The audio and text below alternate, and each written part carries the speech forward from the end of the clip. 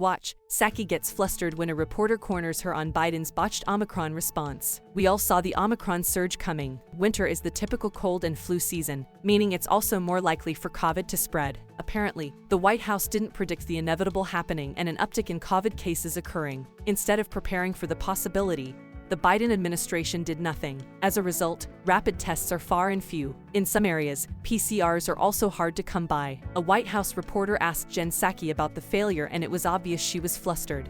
So the idea, though, to mass distribute tests to homes before Christmas and New Year's, that idea was not adopted. How can President Biden shut down the virus if he's, not being briefed on these ideas? That's my question. So I'm wondering who were the advisors, and was President Biden briefed on this idea at the time? Well, I think I just answered your question, which you may not have been listening. Maybe you were waiting to read your next question, which is fine. But I just answered your question. Let me finish, Stephen, I'm finishing. What I said to you just a minute ago is that we did not have the capacity at the moment. We had a very constructive meeting with this group.